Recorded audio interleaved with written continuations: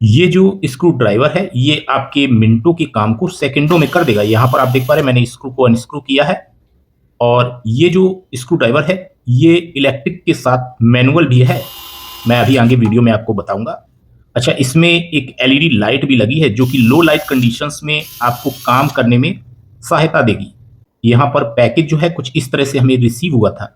इसमें एक साथ में बिट आती है और यहाँ पर स्क्रू ड्राइवर बिल्कुल मैनुअल स्क्रू ड्राइवर की तरह दिखता है और यहाँ पर आप देखेंगे इसमें electric and manual screw driver लिखा हुआ है। चलिए पैकेज को हम खोल लेते हैं। इसके अंदर हमें क्या क्या मिलता है वो आप देख पाएंगे।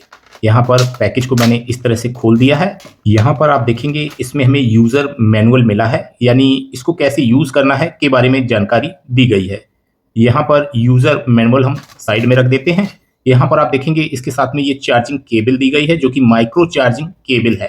अच्छा, यहाँ पर पैकेज में हमें एक स्क्रू ड्राइवर बिट भी मिली है और ये बिट जो आप देख पा रहे हैं इसकी क्वालिटी काफ़ी अच्छी लग रही है और यहाँ पर ये फिलिप्स PS2 टाइप बिट है, तो ये बिट हमें साथ में ही मिलती है। और फाइनली हमारा जो स्क्रू ड्राइवर है वो हमें स्क्रू ड्राइवर मिलता है। यहाँ पर आप देख पाएंगे ये इलेक्ट्रिक और मैनुअल दोनों तरह से आप इस स्क्रू ड्राइवर को यूज़ कर सकते हैं। तो यहाँ पर आप स्क्रू ड्राइवर में देखेंगे ये चार्जिंग सॉकेट है जो कि माइक्रो टाइप है। यहाँ पर एलईडी इंडिकेटर है जो कि चार्जिंग के लिए है। ये लो लाइट कंडीशन में काम करने के लिए एलईडी इंडिकेटर है।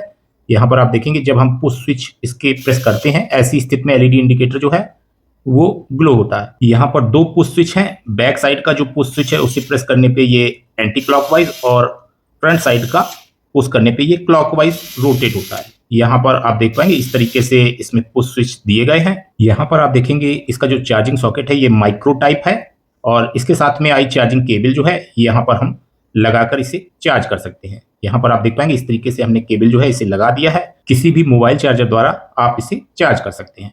अच्छा, ये स्क्रू ड्राइवर जो है इसमें हम बिट किस तरह से लगाते हैं आप देखेंगे ये बिट है और इसे लगाने के लिए हमें क्या करना है, इस तरीके से आप डालेंगे तो ये लगेगी नहीं, ये निकल जाएगी। इसमें आप देखेंगे कि क्विक रिलीज चक दिया गया है। इसे आप ऊपर को करेंगे तो जो बिट है वो अंदर लॉक हो जाएगी। बिट के लॉक होने के बाद आप इसे स्क्रू ड्राइवर की तरह यूज कर पाएंगे। पुश स्विच दबाने पे इसकी बिट जो है वो रोटेट होती है। अच्छा, यहाँ पर हम बिट को निकालना चाहें तो क्विक रिलीज चक जो है इसे फिर से ऊपर करना होगा और हम बिट को आसानी से निकाल पाएंगे। यहाँ पर इसका जो क्विक रिलीज चक है ये 6.35 mm है, तो यहाँ पर इस तरह की 6.35 mm की बिट्स जो है आप इसमें लगा सकते हैं। यहाँ पर ये बिट होल्डर था जिसे मैंने लगाया है और इसमें हम अलग अलग तरह की बिट्स जो हैं उनको लगाकर इस स्क्रू ड्राइवर को यूज कर सकते हैं। अच्छा, ये बिट्स जो हैं ये ब्लैक एंड डेकर का मैंने एक टूल बॉक्स लिया था उसके साथ में आई थी, तो यहाँ पर इस तरह से मैं ये बिट लगा रहा हूँ और अब हम इससे कुछ अनस्क्रू करके देखते हैं। यहाँ पर आप देखेंगे कि दोनों जो पुश स्विच हैं उनसे अलग अलग डायरेक्शन में स्क्रू ड्राइवर रोटेट होता है। तो यहाँ पर हमें स्क्रू को अनस्क्रू करने के लिए बैक साइड का जो पुश स्विच है उसे दबाना होगा इस तरह से।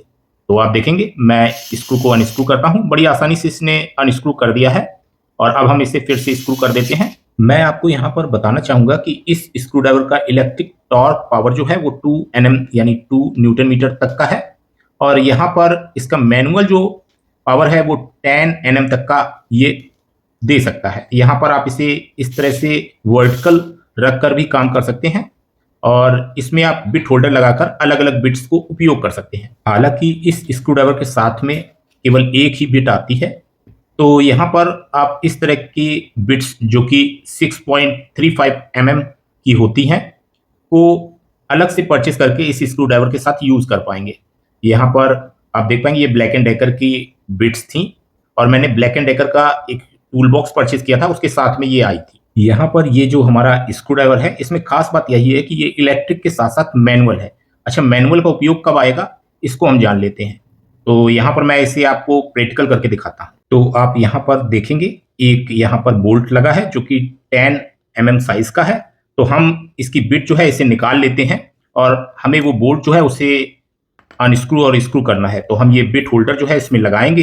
इस तरह से बिट होल्डर हमने लगा दिया है। यहाँ पर सॉकेट कनेक्टर जो है उसे हम लगा देते हैं। मैं आपको यहाँ पर बताना चाहूंगा कि ब्लैक एंड डेकर के टूल किट में हमें काफी सारी स्क्रू ड्राइवर बिट्स जो है वो मिली थी और साथ ही सॉकेट सेट भी हमें मिला था। उसमें काफी सारी ड्रिल बिट्स भी थी तो यहाँ पर आप देखेंगे 10 mm का ये सॉकेट है, इसको मैं स्क्रू ड्राइवर में कनेक्ट करता हूँ। अब हम वो बोल्ट जो है उसे अनस्क्रू करेंगे। यहाँ पर आप देख पाएंगे इस तरीके से अगर हम अनस्क्रू करते हैं तो हम अनस्क्रू नहीं कर पाएंगे, क्योंकि इसका इलेक्ट्रिक टॉर्क जो है वो 2 Nm का ही है।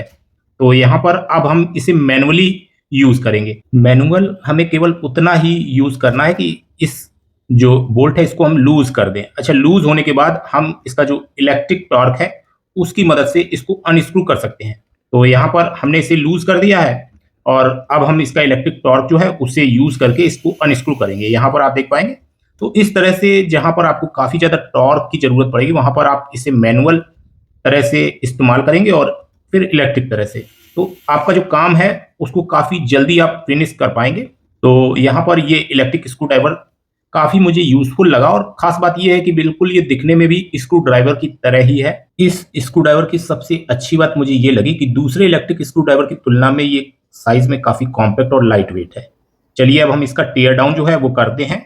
यहाँ पर कुछ स्क्रू लगे हैं जिनको हमें अनस्क्रू करना है और जिसके बाद हम इसके इंटरनल पार्ट्स जो हैं उन्हें देख पाएंगे। यहाँ पर मैं जल्दी से सारे स्क्रू जो है उन्हें अनस्क्रू कर देता हूँ और इसके बाद हम इसे ओपन करेंगे। तो यहाँ पर हमने स्क्रू को अनस्क्रू कर दिया है। अब हम यहाँ पर ये देखेंगे कि ये ओपन कहाँ से होगा। यहाँ पे कुछ गैप बन रहा है, तो अब हम ओपनिंग टूल की मदद से यहाँ पर गैप में जो है इस ओपनिंग टूल को डाल के इसे जो है खोलने का प्रयास करेंगे। आप देखेंगे इस तरह से ये खुल भी रहा है। जब भी आप इस तरह के पावर टूल खोलें तो आप ध्यान रखें कि जो ओपनिंग टूल है इसे ज्यादा अंदर तक न डालें।